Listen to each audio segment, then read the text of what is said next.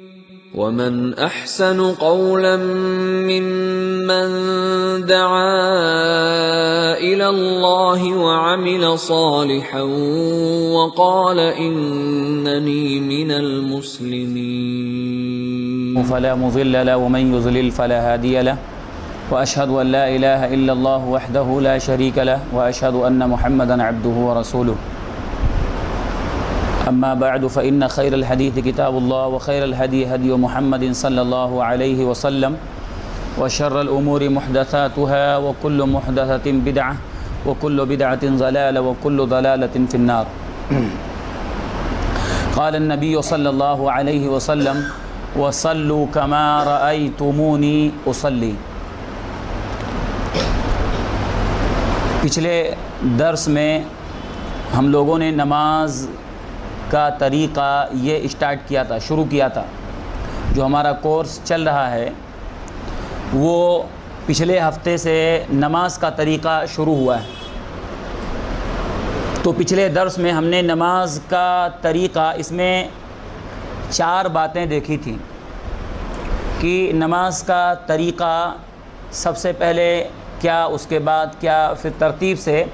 تو 4 پوائنٹ ہم نے دیکھے تھے نماز کے تعلق سے پچھلے درس میں. اس کا ایک بار اعادہ کر کے ہم آگے نکلتے ہیں اور آگے بڑھیں گے. آج نماز کے لیے سب سے پہلے کون سی چیز ہے؟ جی، نیت کرنا. زبان سے،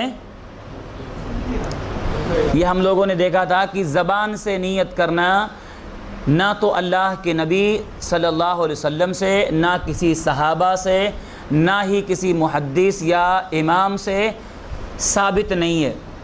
زبان سے نیت کرنا ثابت نہیں. تو ہم دل میں نیت کر لیں گے. نیت کرنا یہ ہم نے پہلی چیز دیکھی تھی نماز میں، نیت کرنا. دوسری چیز کیا دیکھی تھی ہم نے؟ دوسری چیز نماز کے لیے کیا ہے؟ قبلہ رخ ہونا، یعنی ایک آدمی کا چہرہ قبلے کی طرف کرنا. نیت کر لیا ظہر کی نماز کا یا کسی بھی نماز کا نیت کر لیا.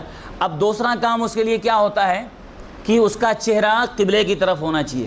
دنیا میں کہیں بھی رہے گا آدمی، کسی بھی علاقے میں رہے گا، کسی بھی زمین میں رہے گا، اس کا چہرہ قبلے کی طرف، کعبہ کی طرف، مسجد حرام کی طرف اس کا چہرہ ہونا لازم ہے، شرط ہے یہ واجب ہے. اس کے بعد تیسری چیز ہم نے کیا دیکھی تھی نماز میں؟ تیسری چیز قیام. قیام یہ لازم ہے، فرض ہے. قیام مطلب کھڑا ہونا، کھڑے ہو کے نماز پڑھنا. نیت ہو گئی کعبہ کی طرف، چہرہ کر لیا ہم نے خانہ کعبہ کی طرف، مسجد حرام کی طرف. تو تیسری چیز ہم کو کیا ہے؟ کھڑا ہونا ہے. کھڑا ہونا اس میں تھوڑا تفصیل ہے. کھڑا ہونا یہ لازم ہے، کھڑے ہو کے نماز پڑھنا یہ شرط ہے، کیونکہ اللہ تعالیٰ نے قرآن میں حکم دیا وَقُومُوا لِلَّهِ قَانِتِينَ، اللہ کے لیے فرما بردار بن کے کھڑے ہو جاؤ. تو کھڑا ہونا لازم ہے نماز میں. اب اس میں تفصیل یہ ہے کہ جس کے پاس استطاعت نہیں ہے، طاقت نہیں ہے کھڑا ہونے کی، تو اس کے لیے کیا ہے؟ رخصت ہے کہ وہ بیٹھ کر نماز پڑھ سکتا ہے. لیکن کیا کوئی آدمی بیمار ہے اور اس کو طاقت ہے تو کیا بیٹھ کے پڑھے گا؟ یہاں بیمار ہونا یا کوئی بیماری کی یہ شرط نہیں ہے. اصل ہے اس کو استطاعت، طاقت. اگر کھڑے ہونے کی طاقت ہے تو بیٹھ کے نہیں پڑھ سکتا ہے. اگر بیٹھنے کی طاقت ہے تو لیٹ کے نہیں پڑھ سکتا ہے. تو کھڑا ہونا یہ نماز میں لازم ہے. کس کے لیے؟ جس کے پاس طاقت ہے، کھڑے ہونے کی طاقت ہے. اور چوتھی چیز ہم نے کیا دیکھی تھی؟ 3 باتیں ہو گئی. نیت ہو گئی، قبلہ رخ ہونا، کھڑا ہونا، اور نمبر 4 نگاہ کہاں رہے گی؟ سجدے کی جگہ پر. ہم لوگوں نے آخری پوائنٹ یہی دیکھا تھا کہ اللہ کے نبی صلی اللہ علیہ وسلم کعبہ میں گئے اور وہاں نماز پڑھی، اور پوری نماز میں آپ کی نگاہ کہاں تھی؟ سجدے کی جگہ پر. آپ کی نگاہ وہاں سے ہٹی نہیں. تو آدمی کی نگاہ کہاں رہے گی؟ سجدے کی جگہ پر. اس میں ایک بات ہم نے اور بھی دیکھی تھی کہ بعض لوگ جو کہتے ہیں کہ آدمی کی نگاہ کھڑے ہوگا تو سجدے کی جگہ پر، رکوع میں جائے گا تو پیر کے انگوٹھے کو دیکھے، یا اس طرح سے جو ہے سجدے میں جو ہے اپنی ناک کو دیکھے یا دامن میں دیکھے تشہد میں بیٹھے یا دونوں سجدوں کے بیچ میں دامن میں دیکھے، اس طرح کی کوئی روایت ہم کو نہیں ملتی، اللہ کے نبی صلی اللہ علیہ وسلم سے ثابت نہیں ہے۔ ہم کو 3 جگہ ملتی ہے پوری نماز میں نگاہ کہاں رہے گی، اور آگے بھی آئے گی، آگے حدیثیں آئیں گی جب وہ موقع آئے گا، لیکن پوری نماز میں نگاہ کہاں رہے گی؟ سجدے کی جگہ پر۔ دوسری چیز، تشہد میں بیٹھیں گے تو نگاہ کہاں رہے گی؟ اشارے کی انگلی پر، ہاں حرکت پہ۔ اور جب ہم سلام پھیریں گے تو نگاہ کہاں جائے گی؟ آجو اور باجو والے پر، یعنی دائیں بائیں جو آدمی ہے اس پہ نگاہ ہماری جائے گی۔ تو ہماری نگاہ پوری نماز میں 3 جگہ جا سکتی ہے، یہ ہم کو ملتا ہے۔ وہ ہم آگے جب وہ موقع آئے گا تو دیکھیں گے تشہد کا یا سلام پھیرنے کا۔ بہرحال ہم نے یہ سجدے، یہ نگاہ جو ہے کہاں رہے گی نماز میں، یہ ہم نے دیکھا۔ اور ایک بات اور اسی کے ضمن میں ہم نے دیکھی تھی کہ پوری نماز میں نگاہ یا آنکھ کیا رہے گی؟ کھلی رہے گی۔ آنکھ بند کر کے نماز پڑھنا یہ ثابت نہیں ہے، نگاہ کھلی رہے گی۔ اب ہم آگے اور بڑھیں گے نماز کے طریقے میں۔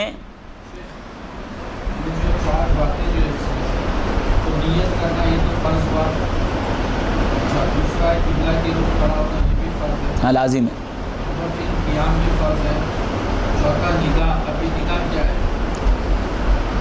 نگاہ سنت ہے، نگاہ سنت ہے کیونکہ اللہ کے نبی صلی اللہ علیہ وسلم کا عمل ہے۔ فرض کوئی چیز کبھی ہوتی ہے جب اللہ کے نبی صلی اللہ علیہ وسلم کا حکم آ جائے، حکم۔ تو اللہ کے نبی صلی اللہ علیہ وسلم کی جو حدیث ہے کہ آپ کعبہ میں گئے، حضرت عائشہ رضی اللہ تعالیٰ عنہ فرماتی ہیں آپ کعبہ میں گئے اور کعبہ میں جانے کے بعد نماز پڑھی تو آپ کی نگاہ سجدے کی جگہ سے نہیں ہٹی۔ تو اس سے ہم کو سنت معلوم ہوئی کہ آدمی کی نگاہ پوری نماز میں کہاں رہے گی؟ سجدے کی جگہ پر۔ تو یہ سنت ہے، اور اگر کسی آدمی کی نگاہ ادھر ادھر چلی گئی تو گنہگار نہیں ہوگا، لیکن یہ کہ سنت کیا ہے؟ سنت سجدے کی جگہ پر، تو اس کو واجب نہیں کہہ سکتے، سنت کہیں گے۔ اللہ کے اس میں یاد رکھیے، ہم کبھی فقہ کا جب مسئلہ لیں گے، فقہ، اصول فقہ، تو یہ فقہ کا مسئلہ کیا ہے کہ کوئی چیز واجب کب بنتی ہے؟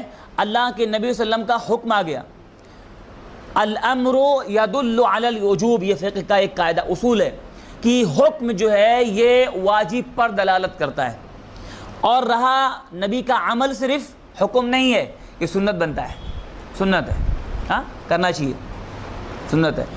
سمجھ میں آیا؟ تو جی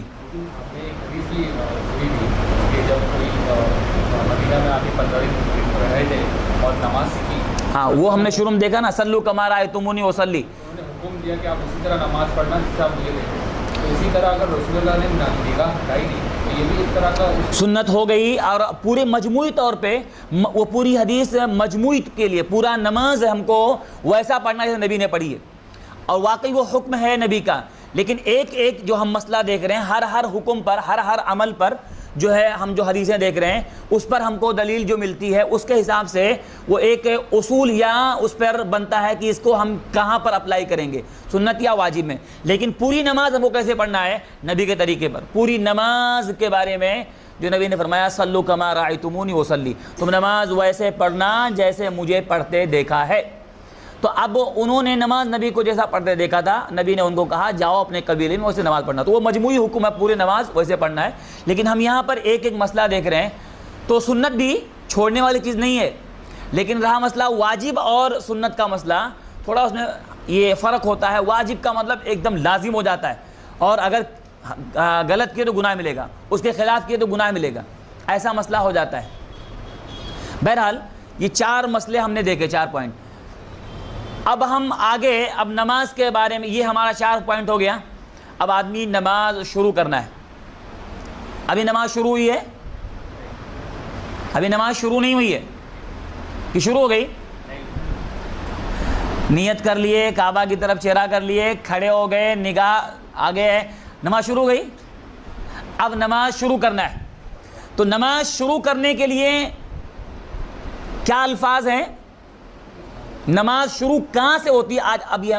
آج کے درس میں ہم یہاں سے دیکھیں گے نماز شروع کہاں سے ہوتی ہے، اور نماز شروع کرنے والے الفاظ ہمارے نبی سے کیا ثابت ہیں۔ نماز شروع کون سے الفاظ سے ہوتی ہے؟ ایک آدمی نماز میں انٹری جب کرتا ہے تو کون سے الفاظ سے نماز میں انٹری کرتا ہے؟ اور وہ الفاظ ہیں تکبیر کے، اس کو تکبیر کہا جاتا ہے۔ تو تکبیر کا مطلب کیا ہوتا ہے؟ یہ الفاظ بنا ہے کبرا یکبرو، کبرا کا مطلب بڑائی بیان کرنا، کبرا اسی سے بنا ہے تکبیر، بڑائی بیان کرنا، کبرا یکبرو تکبیر، بڑائی بیان کرنا۔ تو تکبیر کا جو الفاظ ہے اس کا مطلب بڑائی بیان کرنا۔ تو کیا نماز شروع کرنے کے لیے بڑائی بیان کرنے والے کوئی بھی الفاظ سے اللہ نماز شروع کر سکتے ہیں؟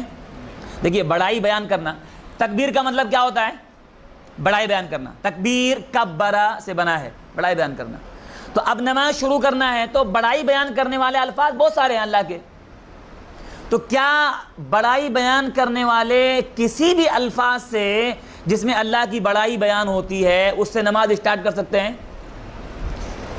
یا ہم کو وہ الفاظ جو نبی نے کہے وہ دیکھنا پڑے گا؟ ہم کو نماز شروع کرنے کے لیے تکبیر کا، بڑائی بیان کرنے کا وہی الفاظ لینا ہے جو نبی نے کہے۔ کیا وہ الفاظ ہیں وہ ہم دیکھتے ہیں۔ عن ابی حمید الساعدی روایت ہے، یہ روایت ابن ماجہ کی ہے، کہتے ہیں یہ صحابی کہتے ہیں کان رسول اللہ صلی اللہ علیہ وسلم، کانا عربی میں آتا ہے، کانا کا مطلب ہوتا ہے تھا یا تھے، جو عمل مسلسل کسی آدمی کا کوئی عمل رہا ہو برابر کنٹینیو، تو کانا۔ وہ صحابی کہتے ہیں کانا رسول اللہ صلی اللہ علیہ وسلم، اللہ کے رسول صلی اللہ علیہ وسلم کا ایسا معمول تھا، یعنی مسلسل آپ کا یہ عمل تھا، برابر عمل تھا۔ کیا آپ کا معمول تھا؟ اذا قام الى الصلاۃ، جب آپ نماز کے لیے کھڑے ہوتے، دیکھیے آپ حدیث غور سنیے، اذا قام الى الصلاۃ، جب آپ نماز کے لیے کھڑے ہوتے، استقبل القبلہ، تو آپ اپنا چہرہ قبلے کی طرف کرتے۔ جب آپ نماز کے لیے کھڑے ہوتے تو اپنا چہرہ قبلے کی طرف کرتے۔ وَرَفَعَ يَدَيْهِ، اور دونوں ہاتھوں کو اٹھاتے، وَرَفَعَ يَدَيْهِ، اور اپنے دونوں ہاتھوں کو اٹھاتے۔ وَقَالَ، اور کہا، اللہ اکبر، اور کیا کہا؟ اللہ اکبر۔ اس حدیث میں کتنی باتیں معلوم ہوئی؟ نمبر ایک، کیا معلوم ہوا؟ نماز شروع کرنے کے لیے قبلہ رخ ہونا ضروری ہے، ہم پہلے دیکھ چکے ہیں۔ اس کے بعد آپ نے کیا کیا؟ رفع یدیہ، اپنے ہاتھوں کو اٹھایا، اپنے ہاتھوں کو اٹھایا، جس کو ہم رفع الیدین بولتے ہیں۔ بعض لوگ رفع الیدین کا نام سن کے چڑھ جاتے ہیں۔ رفع الیدین کیا ہے؟ رفع یدیہ کا مطلب ہاتھوں کو اٹھانا۔ تو آپ نے دونوں ہاتھوں کو اٹھایا، دو کام۔ اس کے بعد کیا کہا آپ نے؟ اللہ اکبر۔ تو اس حدیث سے کیا معلوم ہوا کہ نماز شروع کرنے کے لیے الفاظ کیا بولنا پڑے گا؟ اللہ اکبر۔ یہ میں اس لیے بول رہا ہوں کہ ہمارے بعض بھائی ایسے ہیں جو حنفی حضرات ہیں، ہمارے بھائی ہیں، بہرحال حنفی حضرات کے ہاں، احناف کے ہاں نماز شروع کرنے کے لیے اللہ کی بڑائی والا کوئی بھی جملہ اگر آدمی بول دیتا ہے تو نماز شروع ہو جاتی ہے۔ سمجھ میں آ رہا ہے؟ ان کا کہنا یہ ہے، ہدایہ وغیرہ میں، ہدایہ میں ان کی بڑی کتاب اس میں لکھا ہے کہ اگر آدمی اللہ اکبر کے بجائے اللہ اجل، اللہ اعظم یا اس طرح کوئی الفاظ بول دیتا ہے جو اللہ کی بڑائی والا ہے، اور اس کے بعد نیت باندھ لیتا ہے، تو نماز اس کی شروع ہو گئی۔ کیوں؟ کیونکہ تکبیر کا مطلب کیا ہوتا ہے؟ اللہ کی بڑائی بیان کرنا۔ تو اللہ کی بڑائی والا کوئی بھی جملہ بول سکتے ہیں۔ تو آپ سے سوال ہے، کیا بول سکتے ہیں؟ اللہ کی بڑائی والا کوئی بھی جملہ بول کے نماز اسٹارٹ کر سکتے ہیں؟ ہم کو یہاں اس حدیث میں ابن ماجہ کی روایت ہے، اور شیخ البانی نے اس کو اپنی اصل کتاب اصل و صفت صلاۃ النبی میں ذکر کیا ہے کہ یہاں الفاظ ہم کو کیا مل رہے ہیں نماز شروع کرنے کے لیے؟ وقال اللہ اکبر۔ آپ نے کیا فرمایا؟ اللہ اکبر کہہ کے آپ نے نماز شروع کی۔ تو اب کیا پتا چلا کہ اللہ اکبر کے علاوہ، اس الفاظ کے علاوہ نبی سے کوئی بھی الفاظ ثابت نہیں ہے۔ اس کو اچھی طرح سنیے، کسی بھی حدیث سے، کسی بھی روایت سے اللہ اکبر کے علاوہ نبی سے اور الفاظ ثابت نہیں ہیں نماز کو اسٹارٹ کرنے کے لیے. تو اب جو اگر آدمی کوئی ایسا کہتا ہے, مان لیجیے کوئی آدمی بولا اللہ کبیر, کبیر کا مطلب کیا ہوتا ہے؟ بڑا. اللہ کبیر, اللہ الاکبر کہہ سکتا ہے ایسا؟ اللہ الاکبر نہیں کہہ سکتا ہے. وہی جملہ بولنا ہے جو نبی نے پوری زندگی بولا. ایک بھی روایت نہیں ہے جس میں نماز شروع کرنے کے لیے کوئی الفاظ بول سکتے ہو. تو ہمارے حنفی بھائی ایسا, ان کے یہاں مسئلہ ہے, یہ سب کو نہیں معلوم ہوتا, اصل میں بہت سارے حنفی بھائی کو نہیں معلوم ہے, لیکن ان کی اصل کتاب ہدایہ میں لکھا ہوا ہے کہ آدمی نماز شروع کرنے کے لیے اللہ اکبر کے علاوہ کوئی بھی بڑائی والا الفاظ بول سکتا ہے. ہاں, تو اس روایت سے ہم کو ایک بات معلوم ہوئی کہ اس روایت میں اللہ کے نبی صلی اللہ علیہ وسلم نے ہم کو الفاظ بتائے نماز شروع کرنے والے, اللہ اکبر. اچھا, اور کیا معلوم ہوئی اس حدیث سے؟ اس حدیث سے ایک بات معلوم ہوئی, رفع یدیہ, اپنے ہاتھوں کو اٹھایا. تو دیکھیے نماز شروع کرنے کے لیے ہم کو 3 طرح کی روایتیں ملتی ہیں, یہاں سن لیجئے. ایک تو یہ کہ ہاتھوں کو اٹھانے کے بعد پھر کیا بولے؟ اللہ اکبر. دوسرے یہ کہ دونوں ساتھ ساتھ کہہ سکتا ہے, ہاتھ اٹھا اللہ اکبر, ساتھ ساتھ میں اللہ اکبر اور اٹھانا, ہاتھ اٹھانا اور ساتھ میں اللہ اکبر بولنا, دونوں ایک ساتھ کر سکتا ہے. ایک بات, دونوں ایک ساتھ کر سکتا ہے. 2, پہلے ہاتھوں کو اٹھا کے واپس اللہ اکبر بول سکتا ہے.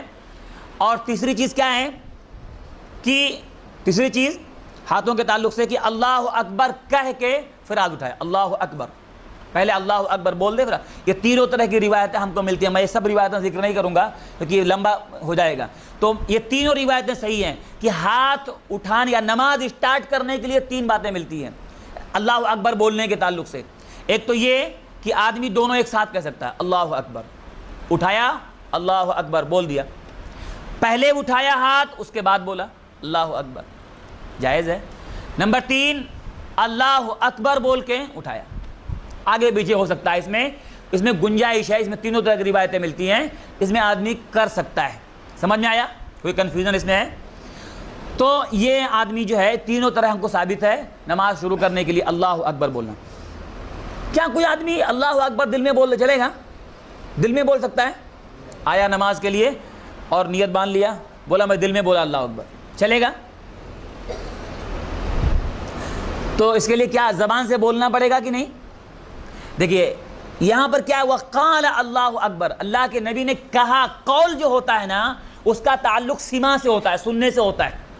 قول کا تعلق زبان سے ہوتا ہے, قول بولنے والی چیز جس کا تعلق سننے سے ہوتا ہے. تو بولنا پڑے گا, گرچہ وہ آہستہ بولے, سلو بولے, لیکن زبان کے الفاظ ادا ہوں گے, زبان سے الفاظ نکالنا ہے. دل میں نہیں بول سکتا ہے کہ دل میں بول دیا. ہاں کسی آدمی کی طاقت ہی نہیں ہے زبان کھولنے کی تو الگ مسئلہ ہے, لیکن زبان سے ہی اللہ اکبر کہنا ہے, گرچہ سلو کہے یا تیز کہے, ہاں زبان سے بولنا ہے. ایک بات معلوم ہوئی. نمبر 2, اگلا مسئلہ اسی تعلق سے, تکبیر کے تعلق سے. امام نے اللہ اکبر کہا تو کیا پیچھے جو مقتدی ہیں وہ سب کو اللہ اکبر بولنا ہے؟ یہ بہت سارے ہمارے بھائی ایسا سوال کرتے ہیں, دکھاؤ کہاں ہے, تو پوری نماز تم حدیث بولتے ہو, کہاں ہے بتاؤ کہ امام نے اللہ اکبر کہا, پیچھے سے مقتدی کو بھی اللہ اکبر بولنا چاہیے. حالانکہ وہ بھی کرتے ہیں یہ عمل, لیکن اس طرح سے پریشان کرنے کے لیے لاؤ دلیل دکھاؤ کدھر ہے کہ سارے مقتدی کو بھی اللہ اکبر بولنا چاہیے. ایسا تو کیا امام جب اللہ اکبر کہا تو پیچھے مقتدی کو بھی اللہ اکبر کہنا چاہیے؟ ہاں کہنا چاہیے, دونوں کے لیے لازم ہے. کیا ہے اس کی دلیل, یہ ہم دیکھتے ہیں. یہ تو نماز شروع کر دی ہم نے اللہ اکبر سے. اب اللہ اکبر اگر اکیلا آدمی تو پڑھ رہا ہے, جماعت میں پڑھ رہا ہے نماز, اگر پڑھ رہا ہے جماعت کے ساتھ تو امام کے ساتھ کیا وہ بھی بولے گا؟ ہاں بولے گا. کیا ہے اس کی دلیل, یہ ہم دیکھتے ہیں. یہ روایت جو ہے بحقی, ابن خزیمہ اور حاکم وغیرہ کے اندر ہے. الفاظ جو ہے ابن خزیمہ کے ہیں. کیا الفاظ ہیں؟ آپ فرماتے ہیں فَإِذَا قَالَ الْإِمَامُ, جب امام کہے اللہ اکبر, جب امام کہے اللہ اکبر, فَقُولُوا اللہ اکبر, تو تم بھی کیا بولو پیچھے؟ اللہ اکبر, تم بھی اللہ اکبر کہو. فَإِذَا قَالَ سَمِعَ اللَّهُ لِمَنْ حَمِدَ, اور جب امام سمیع اللہ لمن حمیدہ کہے فقولوا ربنا لک الحمد، تو تم کیا کہو؟ ربنا لک الحمد. آگے ہم اس کو اور بھی دیکھیں گے. تو تم جو ہے ربنا لک الحمد کہو. اب اس روایت میں، یہ بیہقی ابن خزیمہ کی ہے، اس حدیث سے کیا معلوم ہوا؟ آپ نے کیا فرمایا؟ جب امام اللہ اکبر کہے تو تم بھی اللہ اکبر کہو. کیا پتہ چلا اس سے؟ معلوم کیا ہوا؟ مسئلہ کیا معلوم ہوا؟ کہ مقتدی کو بھی کہنا لازم ہے. امام جب اللہ اکبر کہے تو مقتدی کو بھی کہنا چاہیے، اور جب سمیع اللہ لمن حمدہ کہے تو اس پہ اللہ اکبر کہنا ہے؟ نہیں کہنا ہے. تو اس روایت سے معلوم ہوا کہ امام اور مقتدی دونوں اللہ اکبر کہیں گے. اور کیا معلوم ہوا اس حدیث سے؟ امام کے ساتھ کہنا ہے کہ امام کے بعد کہنا ہے؟ آپ نے کیا فرمایا؟ اذا قال الامام، جب امام کہے یعنی امام بول دے اس کے بعد فقولوا آمین، تو تم آمین کہو. اس علماء نے کہا کہ امام کے بعد بولنا ہے، پہل نہیں کر سکتے ہیں. بعض لوگ کیا ہوتا ہے بہت جلدی ہوتا ہے، ابھی امام بولا میں نے پہلے ہی بول دیتے ہو، یا پہلے ہی نیت باندھ لیتے ہیں. تو امام کے بعد کہنا ہے. تو یہ دو روایت جو ہم نے دیکھی، یہ دو روایت سے معلوم ہوا نماز اب کیا معلوم ہوا حدیث سے؟ ہم دیکھتے ہیں آغاز. ایک تو یہ کہ نماز شروع کرنے والے الفاظ کون سے ہیں؟ کیا الفاظ ہیں؟ اللہ اکبر. کسی اور الفاظ سے نماز اسٹارٹ کر سکتے ہیں؟ نہیں. دوسری بات کیا معلوم ہوئی؟ امام اگر نماز کے جماعت سے پڑھ رہا ہے تو مقتدی بھی امام کے بعد کیا کہے گا؟ امام کے ساتھ ساتھ کیا کہے گا؟ وہ الفاظ اللہ اکبر. جب بھی امام کہے گا تو کیا ہے؟ مقتدی بھی بولے گا اللہ اکبر. تیسری بات کیا معلوم ہوئی؟ امام کے بعد بولنا ہے. چوتھی بات کیا معلوم ہوئی؟ سمیع اللہ لمن حمدہ پہ کیا بولنا ہے؟ ربنا لک الحمد. ایک پوائنٹ ہمارا کلیئر ہوا کہ نماز شروع کرنے کے لیے تکبیر. ابھی کلیئر نہیں ہوا لیکن آگے یہ ہم بڑھتے ہیں. اس میں اور پوائنٹ ہے. اب یہ اللہ اکبر کہاں کہاں بولنا ہے؟ تکبیر کے الفاظ، تکبیر اللہ اکبر نماز میں کتنی بار ہے؟ امام یا مقتدی کوئی بھی ہو، تکبیر کے الفاظ بولنا ہے. نبی نے کیا فرمایا؟ جب امام آمین، جب امام جو ہے اللہ اکبر بولے تم بھی اللہ اکبر بولو. تو کتنی دفعہ ایسا ہے جہاں پر امام اللہ اکبر بولتا ہے اور پھر مقتدی کو بولنا ہے؟ وہ روایت ہم دیکھ لیتے ہیں. یہ روایت ہے قال النبی صلی اللہ علیہ وسلم، اللہ کے نبی صلی اللہ علیہ وسلم نے فرمایا انہ لا تتم صلاۃ لاحد من الناس، لوگوں میں سے کسی آدمی کی نماز کمپلیٹ نہیں ہوتی ہے. لوگوں میں سے کسی آدمی کی نماز مکمل نہیں ہوتی ہے حتی یتوضا، جب تک وہ وضو نہ کرے. جب تک وہ وضو نہ کرے نماز نہیں ہوتی ہے. فَيَضَعُ الْوُضُوءَ یعنی مواضعُ، پھر وضو اچھی طرح کیا. پھر آپ فرماتے ہیں ثُمَّ يُكَبِّرُ، وضو اچھی طرح کیا. ثُمَّ يُكَبِّرُ، ثُمَّ يُكَبِّرُ، پھر کیا کہے؟ پہلی چیز کیا معلوم ہوئی نماز شروع کرنے؟ ثُمَّ يُكَبِّرُ، پھر تکبیر کہے. تکبیر کے الفاظ اب پیچھے دیکھ چکے ہیں. اب تکبیر کہہ دیا، اللہ اکبر کہہ دیا. اس کے بعد وَيَحْمِدُ اللَّهَ جَلَّ وَعَزَّ وَجَلَّ، پھر اس کے بعد اللہ تعالیٰ کی حمد بیان کرے. وَيُثْنِي عَلَيْهِ، اور اس کی ثنا بیان کرے. حمد و ثنا کیا ہے؟ وہ تکبیر کے بعد کیا پڑھتے ہیں ہم؟ ثنا، اللہ کی حمد و ثنا بیان کرے. اس کے بعد آپ فرماتے ہیں وَيَقْرَأَ بِمَا تَيَسَّرَ مِنَ الْقُرْآنِ، پھر قرآن میں سے جو بھی اس کو آسان ہو پڑھے. جہاں سے بھی اس کو آسان ہو، پورے قرآن میں جدھر سے بھی اس کو آسان ہو پڑھ سکتا ہے، پڑھے. اس کے بعد آپ فرماتے ہیں ثم یقول اللہ اکبر، پھر کہے اللہ اکبر. ثم یرکع، پھر رکوع کرے. کتنا بار ہو گیا اللہ اکبر؟ 2 بار ہوا. حتی تطمئن مفاصلہ، یہاں رکوع کرے یہاں تک کہ اس کے جوڑ اطمینان پا جائیں، پورے جوڑوں کو اطمینان ہو جائے. رکوع ایسا کرے کہ جوڑ پورا اطمینان پا جائیں. ثم یقول سمیع اللہ لمن حمدہ، پھر کیا کہے؟ سمیع اللہ لمن حمدہ. حتی یستوی قائما، پھر ایسا کھڑا ہو کہ بالکل سیدھا کھڑا ہو جائے، برابر کھڑا ہو جائے. ثم یقول اللہ اکبر، پھر کہے اللہ اکبر. ثم یسجد، پھر سجدہ کرے. کتنی بار ہوا اللہ اکبر؟ اب یہ کتنی بار ہوا؟ سجدے میں گیا تو کتنی بار ہوا؟ 3 بار اللہ اکبر، حتی تطمئن مفاصلہ، پھر سجدہ ایسا کرے کہ اس کے سارے جوڑ کو اطمینان ہو جائے، ایک دم اطمینان سے سجدہ کرے. ہاں، ثم یقول اللہ اکبر، پھر کیا کہے؟ اللہ اکبر. کتنی بار ہوا؟ وَيَرْفَعُ رَأْسَهُ، اپنے سر کو اٹھا لے، حَتَّى يَسْتَوِي قَائِدًا، پھر بہت برابر اطمینان سے بیٹھ جائے. ثم یقول اللہ اکبر، پھر اللہ اکبر کہے. کتنی بار ہوا یہ؟ 5. ثم یسجد، واپس سجدہ کرے، حتی تطمئن مفاصلہ، یہاں تک کہ سارے جوڑ اطمینان پا جائیں. ثم یرفع راسہ، پھر اپنے سر کو اٹھائے، فیکبر، اور تکبیر کہے، یعنی کیا کہے؟ اللہ اکبر کہے. کتنی بار ہوا؟ فَإِذَا فَعَلَ ذَلِكَ فَقَدْ تَمَّتْ صَلَاتُهُ، جس نے ایسا کر لیا اس کی نماز مکمل ہو گئی. جس نے ایسا کر لیا، اس میں اس روایت میں دیکھیے، اب اس روایت سے ہم سمجھتے ہیں کتنی بات معلوم ہوئی. اس روایت میں ہم کو اللہ اکبر تکبیر کے الفاظ کتنی بار معلوم ہوئے؟ پوری نماز میں ہم کو کتنے مقام پر، کتنی جگہوں پر تکبیر بولنا رہتا ہے؟ 6 جگہوں پر. ہاں، وہ گرچہ وہ ریپیٹ ہوتی رہے گی ہر رکعت میں. ایک رکعت میں کتنی بار ہوا؟ ہاں، لیکن وہ ایک رکعت میں جو 6 بار ہوا، وہ کیا لے کر کے ہے؟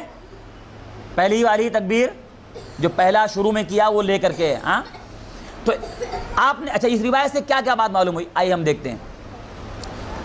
اس روایت کا جو آخری ٹکڑا ہے کہ جس نے ایسا کر لیا اس کی نماز تمت صلاۃ، اس کی نماز کمپلیٹ ہو گئی. اب کوئی آدمی، اب یہ روایت دیکھیے، اس میں پوری نماز کا ذکر ہے. تو اللہ کے نبی نے کیا فرمایا؟ جس نے ایسا کر لیا اس کی نماز کمپلیٹ ہو گئی. اب کوئی آدمی آیا، بولا دیکھو اس میں کیا ہے؟ اللہ اکبر کہا، وہاں پر رکوع گیا، اٹھا، سجدہ کیا اور کر لیا، اس کے بعد کہا نماز کمپلیٹ ہو گئی اور کچھ نہیں کرنا، اور کچھ اس میں ذکر ہے. تو اس سے کیا معلوم ہوا؟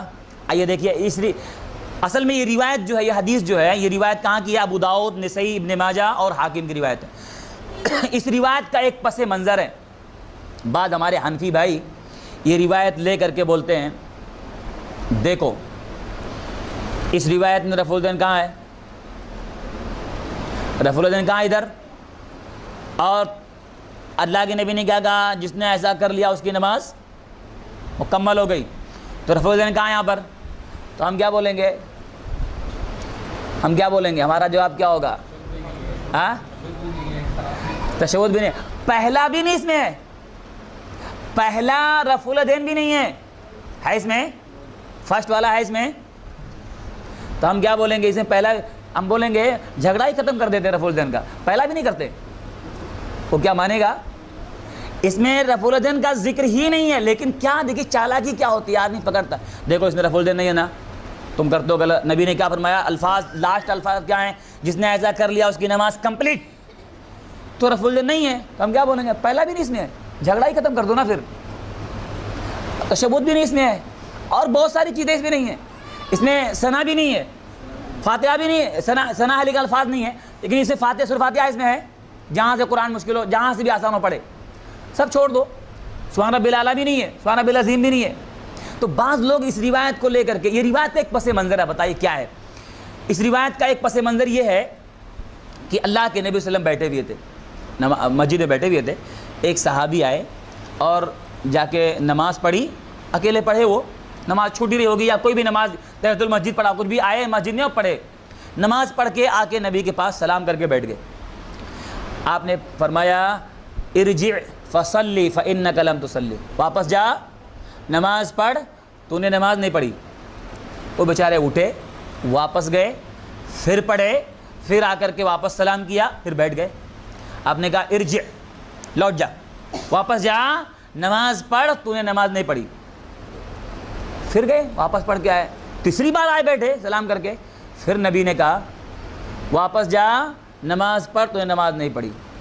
اب یہ صحابی نے دیکھا کہ میں بار بار 2 بار جا کے پڑھ کے آ رہا ہوں، اور نبی نے کہا تو نے نماز نہیں پڑھی. پہلی بار آپ نے کہا تو دیکھیے صحابہ کتنے ادب والے تھے. آپ نے کہا جا نماز پڑھ کیا، تو یہ نماز نہیں پڑھی. آج ہم لوگ کیا بولیں گے؟ پڑھا نا، ابھی دیکھا نہیں آپ نے، ابھی تو پڑھا میں نے, پڑھ کے تو آیا میں نے, ابھی 2 بار پڑھا. صحابہ ادب والے چپ چاپ اٹھ کے گئے, پڑھ کے آئے, دوبارہ بھی گئے. نبی نے کہا نہیں پڑھی تو نہیں پڑھی, نبی نے کہہ دیا نا نہیں پڑھی تو نہیں پڑھی, واپس گئے. تیسری بار ان کو لگا ایسا کہ کچھ نہ کچھ تو غلطی ہو رہی ہے میرے سے, اور میرا پڑھنا نہ پڑھنے کے معنی میں ہے, میرا پڑھنا نہیں پڑھنے کے برابر ہے. اس آدمی بولتا تو نے کیا مطلب نہیں کیا, نہ کرنے کے برابر ہے. تو نے گاڑی بنایا میری, لیکن بنایا اچھی نہیں, نہ بنانے کے برابر ہے. تو نے ان کو لگا ایسا کہ میں نے نماز نہیں پڑھی کا مطلب کچھ ایسی غلطی ہے جو نہ پڑھنے کے برابر ہے. پھر اللہ کے نبی سے انہوں نے ادب سے کہا, اللہ کے نبی اس سے اچھا پڑھنا مجھے نہیں آتا, جیسے میں نے پڑھا نا وہی آتا ہے میرے کو.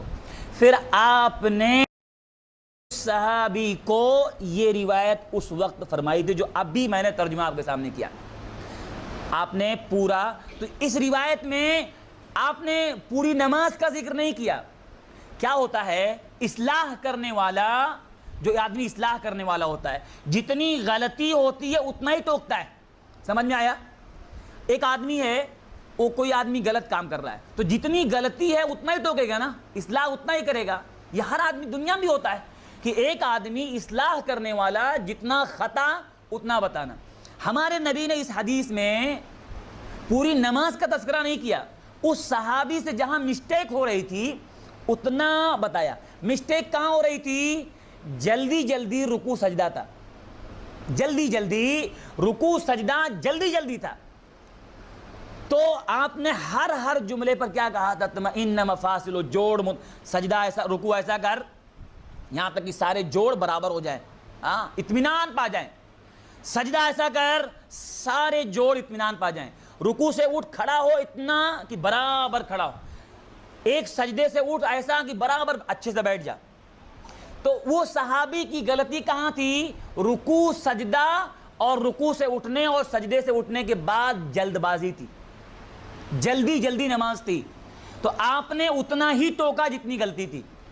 تو یہاں پر پوری نماز ذکر نہیں ہے. اس لیے جو لوگ اس حدیث کا پس منظر نہ جانتے ہوں, فٹ سے یہاں دیکھ لیا اور کہاں یہاں پر رفع الیدین کا ذکر ہے, نماز کا, یہ ساری چیزیں جہالت ہے کہ آدمی کو پوری روایت پڑھنا چاہیے. تو اس حدیث سے کیا بات معلوم ہوئی؟ ایک بات بہت اہم معلوم ہوئی کہ رکوع سجدہ کیسا کرنا چاہیے؟ اطمینان سے کرنا چاہیے. اور رکوع سے اٹھنے کے بعد اور ایک سجدے سے اٹھنے کے بعد اطمینان سے کھڑا ہونا, اطمینان سے بیٹھنا. اب جو لوگ ہیں ہمارے بہت سارے بھائی اتنا اسپیڈ سے نماز پڑھتے ہیں, ان کے لیے سجدہ کیسا ہوتا ہے؟ لگتا ہے زمین بہت ہیٹ ہے, اتنا گرم زمین ہے کہ گرے پھٹاک سے, ایسا ان کو لگتا ہے. خاص طور پہ آپ دیکھیے تراویح کی نماز میں, کبھی لگتا ہے تراویح کی نماز میں آپ دیکھیے کیا دوڑ ہوتی ہے. 20 کمپلیٹ کرنا ہے بس, 20 کمپلیٹ کرنے کے لیے کیا اسپیڈ ہوتی ہے. آپ دیکھیے یہ جائز نہیں ہے, یہ غلطی ہے, بہت بڑی غلطی ہے. اللہ کے نبی صلی اللہ علیہ وسلم نے کیا فرمایا؟ لوٹ جا, تو نے نماز نہیں پڑھی. مطلب ایسی نماز کو نبی نے کیا فرمایا؟ نماز نہیں پڑھی. اب جو لوگ اتنی اسپیڈ سے نماز پڑھتے ہیں, سجدہ اور رکوع اطمینان سے نہیں کرتے, رکوع سے اٹھنے کے بعد اطمینان سے کھڑے نہیں ہوتے, سجدے سے اٹھنے کے بعد اطمینان سے بیٹھتے نہیں, آپ بتائیے ان کی نماز کا کیا حال ہوگا؟ بعض لوگوں میں کیا ہوتا ہے نا, تعداد پوری کرنی ہے بس, کتنا ہے؟ 20. تو 20 کمپلیٹ کرنا ہے. کوالٹی کیسی بھی ہو چھوڑو, دنیا کے معاملے میں کوالٹی دیکھتا ہے, کوالٹی اچھی ہونی چاہیے, کوانٹٹی نہیں چاہیے. لیکن اللہ کے دین کے معاملے میں آپ دیکھیے کیسا کرتا ہے. یہ بہت, اس حدیث سے ہم کو معلوم ہوتا ہے کہ جو لوگ جلدی جلدی نماز پڑھتے ہیں ان کے لیے تنبیہ ہے. نبی نے 2 بار صحابی کو لوٹایا, تیسری بار سمجھایا, اور آپ نے الفاظ کا فرمایا تو نے نماز نہیں پڑھی. سمجھ میں آیا؟ تو یہ تکبیر کے الفاظ ہم کو کہاں کہاں معلوم ہوئے؟ نماز شروع کرتے وقت, نمبر 2 رکوع میں جاتے وقت اللہ اکبر بولنا, نمبر 3 رکوع سے اٹھتے وقت نہیں ہے, سجدے میں جاتے وقت, نمبر 4 سجدے سے اٹھتے وقت, نمبر 5 واپس سجدے میں, نمبر 6 سجدے سے اٹھتے وقت. یہ 6 جگہ ہم کو تکبیر کے الفاظ میں اللہ اکبر بولنا. اور کہاں ایک جگہ نہیں ملا؟ رکوع سے اٹھتے وقت کیا ہے وہاں پر؟ سمع اللہ لمن حمیدہ۔ آگے ہم بڑھتے ہیں۔ اب نماز شروع ہو گئی، اب ابھی نماز میں اسٹارٹ کیا، اب چونکہ اب نماز شروع کر رہے ہیں تو اب یہاں مسئلہ اس لیے یہاں پر یہ پوائنٹ دیکھنا بہت ضروری ہے رفع الیدین کا۔ رفع الیدین کا مسئلہ یہاں پر پہلے ہی سے اسٹارٹ ہوتا ہے نا، اس لیے جو ہے یہاں پر ہم لوگ دیکھیں گے کہ رفع الیدین کے تعلق سے ہم کو کیا ملتا ہے۔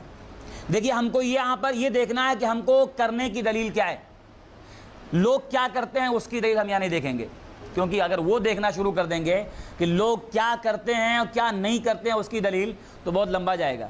ہم یہاں یہ دیکھ رہے ہیں کہ ہم کو کیا کرنا کی دلیل دو۔ تو آئیے ہم اب دیکھتے ہیں رفع الیدین۔ رفع الیدین کا مطلب کیا ہوتا ہے؟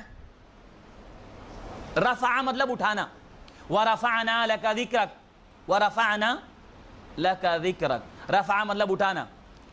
یدین، یدن کا مطلب ہوتا ہاتھ، یدن، تبت یدا، ید کا مطلب ہوتا ہاتھ۔ رفع الیدین، یدین دونوں ہاتھ، دونوں ہاتھوں کا اٹھانا، اس کو کیا بولتے ہیں عربی میں؟ حدیث کے الفاظ میں کیا بولتے ہیں؟ رفع الیدین، رفع الیدین، ہاں یاد رہے گا، رفع الیدین، یدین دونوں ہاتھوں کا اٹھانا۔ اب دونوں ہاتھوں کا اٹھانا اس کو رفع الیدین کہتے ہیں۔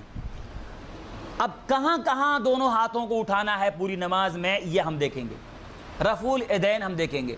بعض لوگ اگر رفع الیدین کوئی آدمی کرتا ہے تو بعض لوگ اس کو گھور گھور دیکھتے ہیں۔ آپ کسی مسجد میں چلے گئے، اب آپ نے رفع الیدین کیا تو آدمی گھور کے دیکھتا ہے کون آیا مسجد میں۔ اگر آدمی بولتا ہے نہیں میں شافعی ہوں، اچھا آپ شافعی ہوں، کوئی مسئلہ نہیں ہے، یعنی اگر وہ آدمی بول دے میں شافعی ہوں تو کوئی مسئلہ نہیں ہے۔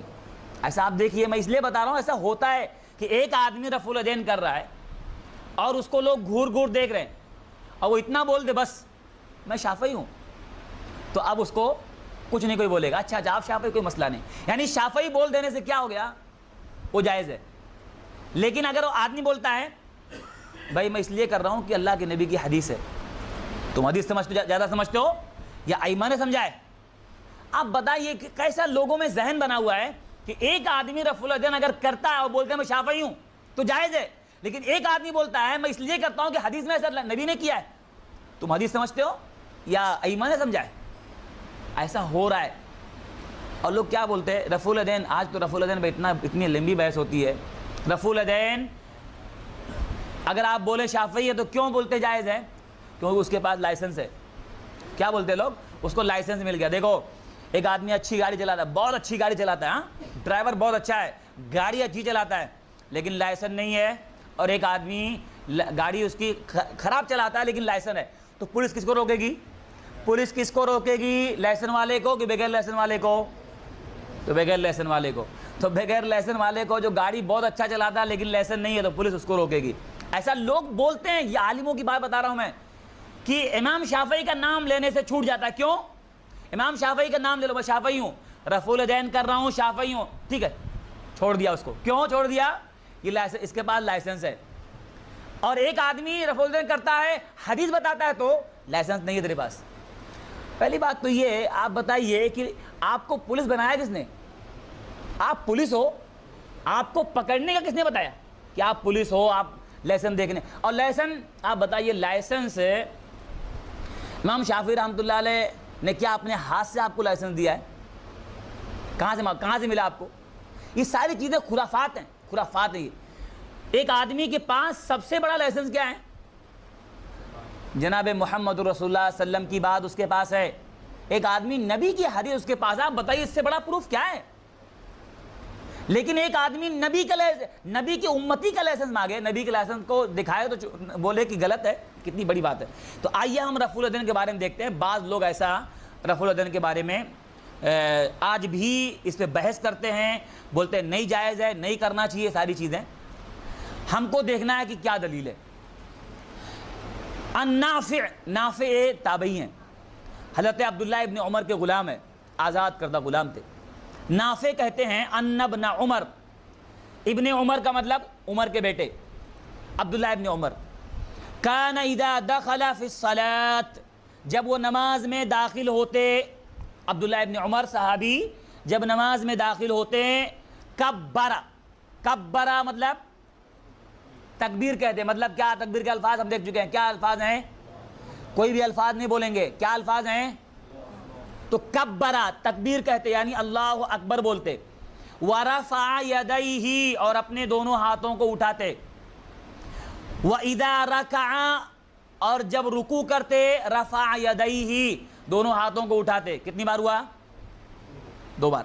وَإِذَا قَالَ سَمِعَ اللَّهُ لِمَنْ حَمِدَ اور جب سمیع اللہ لمن حمدہ بولتے رفع یدیہ دونوں ہاتھوں کو اٹھاتے، وَإِذَا قَامَ مِنَ الرَّكَعَتَيْنِ اور جب 2 رکعات سے کھڑے ہوتے تیسری رکعت کے لیے رفع یدیہ تو اپنے ہاتھوں کو اٹھاتے۔ اس کے بعد الفاظ ہیں وَرَفَعَ ذَلِكَ ابْنُ عُمَرَ إِلَى نَبِيِّ صلی اللہ علیہ وسلم، اور اس حدیث اس عمل کو عبداللہ ابن عمر نے اس عمل کو منسوب کیا کس کی طرف؟ اللہ کے نبی صلی اللہ علیہ وسلم کی طرف، کہ میں کیوں کر رہا ہوں؟ نبی نے ایسا کیا ہے، منسوب کیا، نبی کی طرف منسوب کیا۔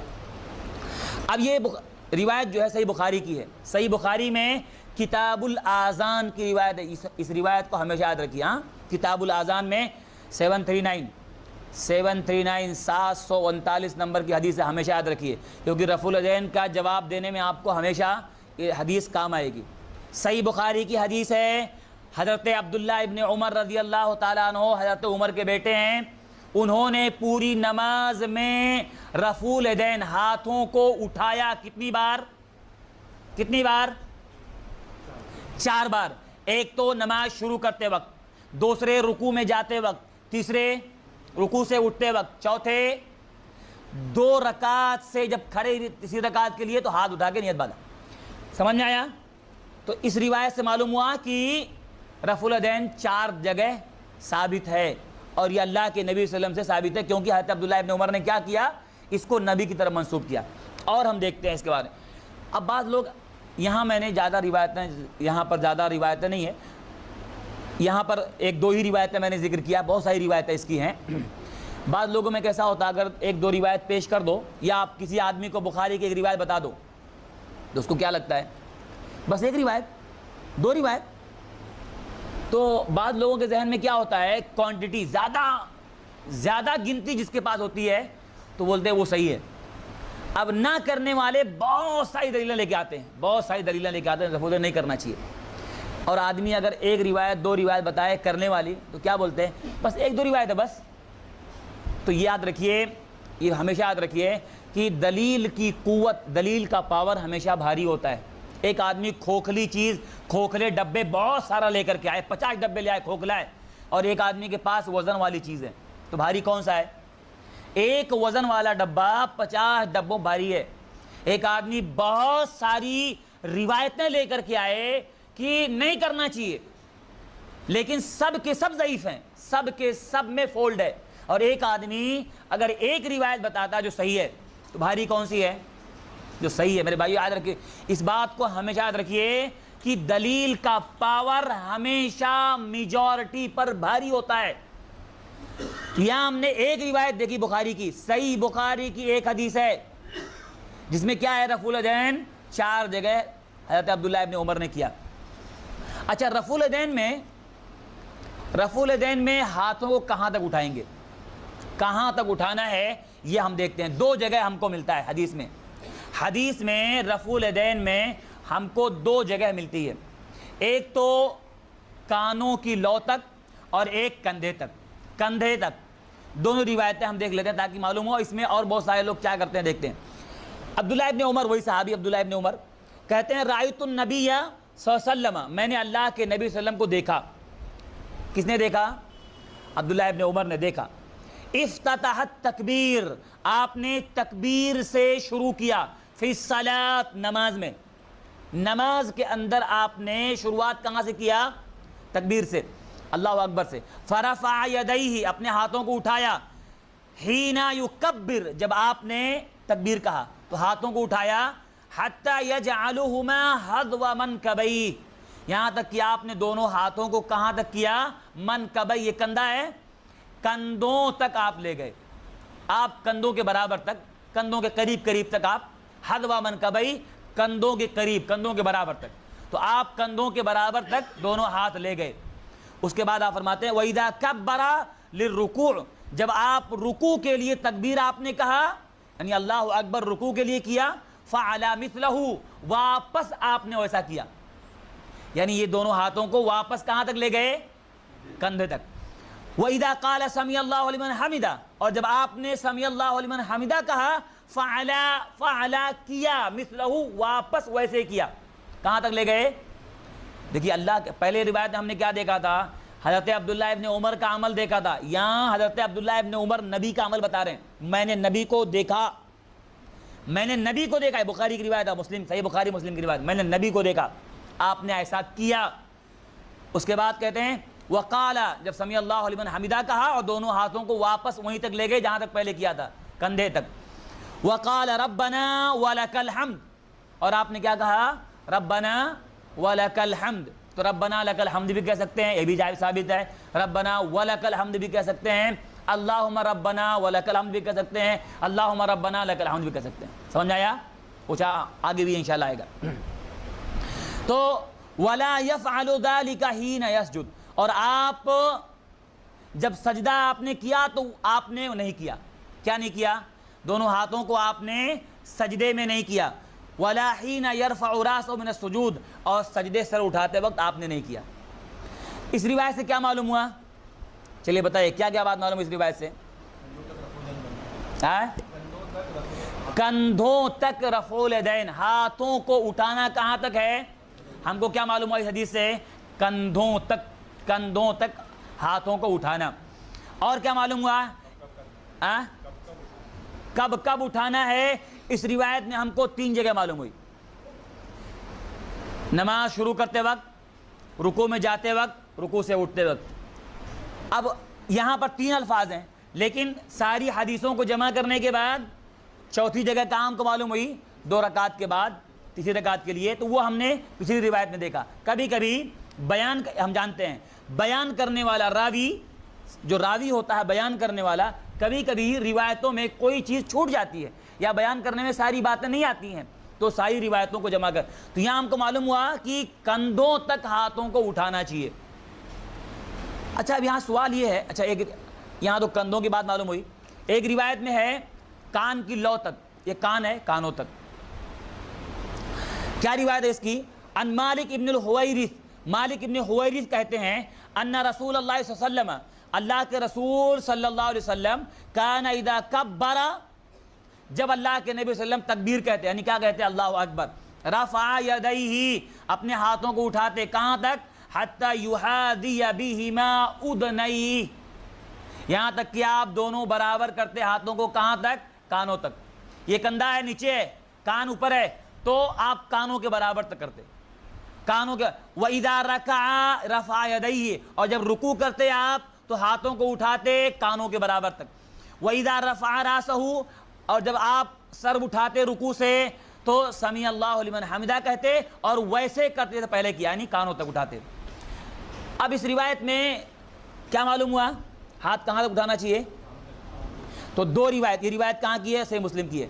پہلی روایت جو کندھوں تک ہے وہ صحیح بخاری مسلم کی ہے، اور کان تک ہے تو کہاں کی ہے؟ صحیح مسلم کی ہے۔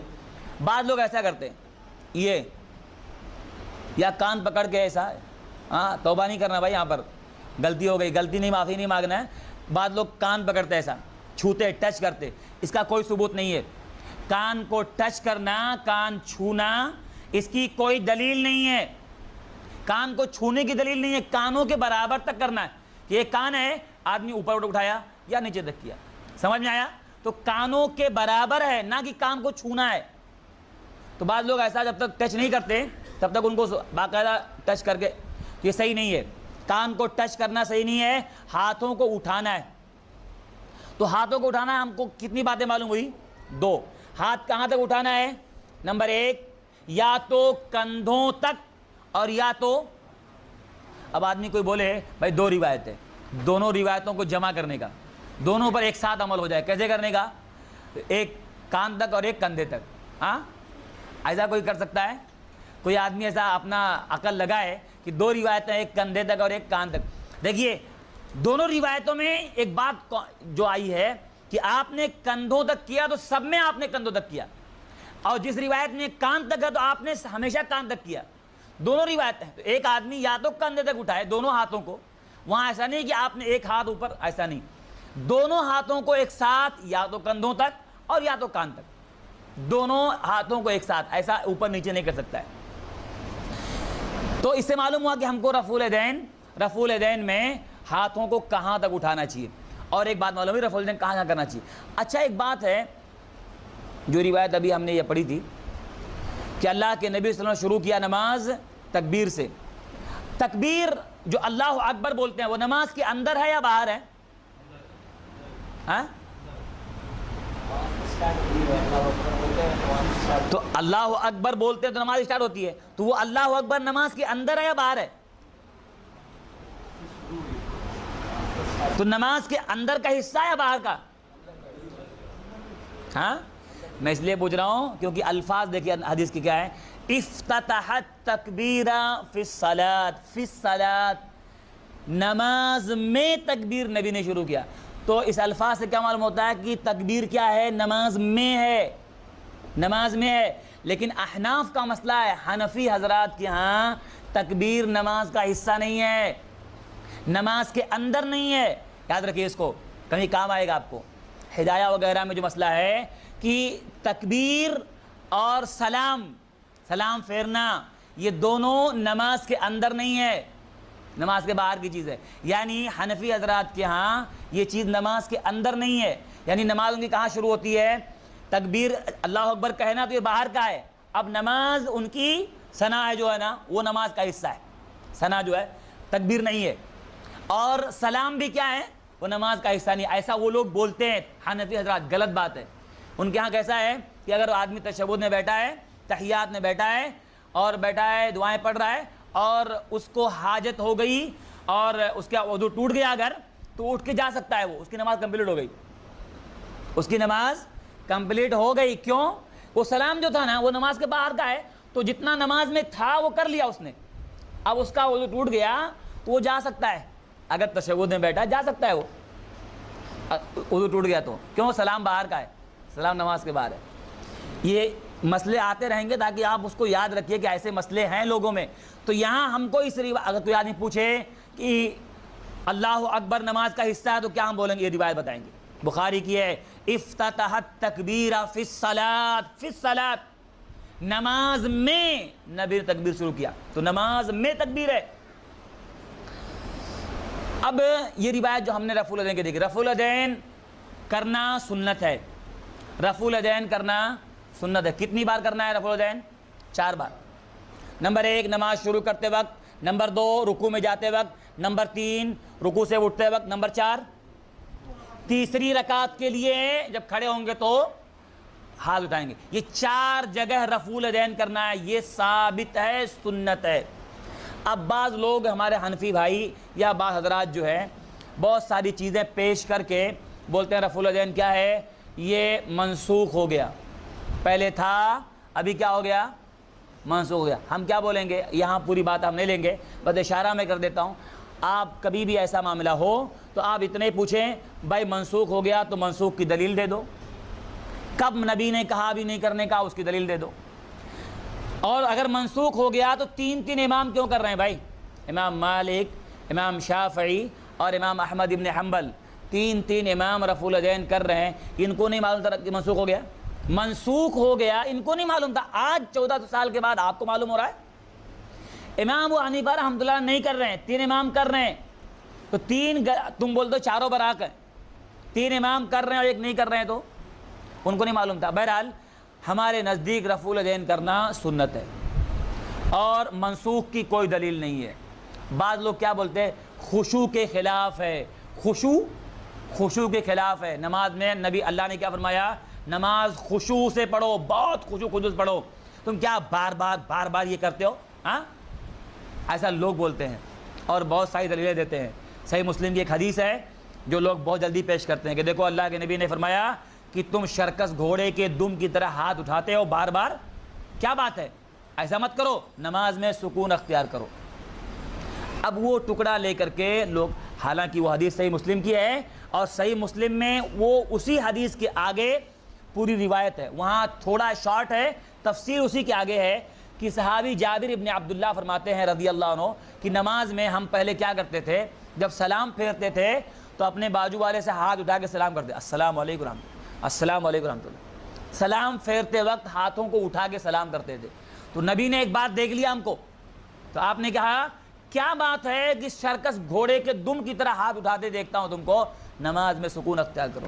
وہ روایت کہاں کی ہے؟ وہ سلام کے وقت صحابہ اٹھاتے تھے، وہ کیا کر دیا لوگوں نے؟ رفع الیدین پہ لا کے فٹ کر دیا کہ یہ نہیں کرنا چاہیے۔ بہرحال یہ ساری چیزیں، جتنی بھی دلیلیں دی جاتی ہیں رفع الیدین نہ کرنے کی، کوئی دلیل صحیح نہیں ہے۔ اور جو لوگ بولتے ہیں خشوع کے خلاف ہے، خشوع ان سے ہم پوچھیں گے کہ بھائی آپ بولتے ہو نماز میں خشوع کے خلاف ہے رفع الیدین، تو آپ عیدین کی نماز میں کیوں کرتے ہو بھائی؟ عیدین کی نماز میں، عید کی نماز میں امام صاحب نیت یاد دلاتے ہیں، پورے جانتے ہیں کہ پوری پبلک آج آئی ہے دولہا بن کے، سال میں ایک بار آتی ہے، تو سب کو نیت یاد دلاتے ہیں۔ ہاں کیسا یاد دلاتے ہیں؟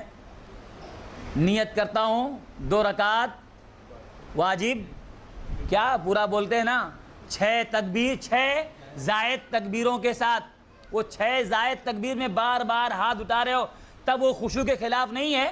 اور رفع الیدین میں، یہ جو ہے نماز میں خشوع کے خلاف ہو گیا۔ آپ کسی بھی بھائی سے پیار سے آپ بولیے، بھائی آپ بول رہے ہو خشوع کے خلاف، وہاں کیوں کرتے ہو؟ عید کی نماز میں 6 تکبیر بار بار کیوں ہاتھ اٹھاتے ہو؟ بولے کیا بولے گا؟ وہاں ثابت ہے۔ ہم کیا بولیں گے؟ یہاں بھی بس اتنا ہی بولنے کا، وہ بولے گا وہاں ثابت ہے، تو یہاں بھی ثابت ہے۔ تو بہرحال یہ، اور ایک بات اور، جو لوگ بولتے ہیں خشوع خلاف ہے، آپ وتر کی نماز میں دیکھیے، 3 رکعت وتر کی نماز جب پڑھتے ہیں حنفی حضرات، تیسری رکعت میں کیا کرتے ہیں؟ تیسری رکعت میں بیچ میں اچانک کہاں رفع الیدین آ گیا بھائی؟ بیچ میں تیسری رکعت میں دعائے قنوت پڑھنے کے لیے وہ کیا کرتے؟ واپس نیت باندھتے، تو واپس وہ رفع الیدین کہاں سے آیا؟ تم اگر ایک ہی ثابت ہے شروع میں، تو بیچ میں کہاں سے آیا؟ کیا بولے گا؟ حالانکہ وہ صحیح نہیں، ثابت ہی نہیں کہیں سے، وہ بیچ میں اٹھانا ثابت نہیں ہے۔ جو ثابت نہیں ہے وہ کر رہا ہے، اور جو ثابت ہے وہ نہیں کر کے بولتا ہے کہ نہیں کرنا چاہیے۔ تو بہرحال یاد رکھیے اس کو، رفع الیدین کہاں کہاں کرنا چاہیے، 4 جگہ ہم کو معلوم ہوا۔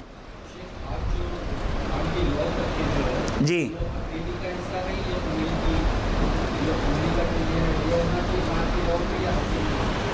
ہتھیلی کوئی اس میں تفصیل نہیں ہے، کان کی لو تک ہونا چاہیے، تو یہ اصل میں ہاتھ ہے، ہاتھ ہی پورا، کوئی ہتھیلی تو یہاں تک آ جائے گی، تو ہتھیلی کا مسئلہ نہیں ہے، کہیں ذکر نہیں ہے۔ اپنے ہاتھوں کو اٹھا دیتے تو ہاتھ، کیونکہ انگلیاں ہاتھ کا حصہ ہے، تو علماء نے یہی کہا کہ آدمی کا جو ہے یا تو کندھوں تک یا تو کان کی لو تک، تو یہ حصہ بھی آ گیا اگر انگلیوں کا کان کی لو تک تو جائز ہے، صحیح ہے، کیونکہ کہیں ایسا نہیں کف، ہتھیلی کا ذکر، یہ ہتھیلی ہے، کف ہے، تو کف کا ذکر نہیں آ رہا ہے، اور بس یہ ہے کہ آپ دونوں ہاتھوں کو اٹھاتے تھے تو ہاتھ پورا حصہ ہے، تو آدمی اس کے برابر تک کر سکتا ہے، ہاں کانوں کی لو تک۔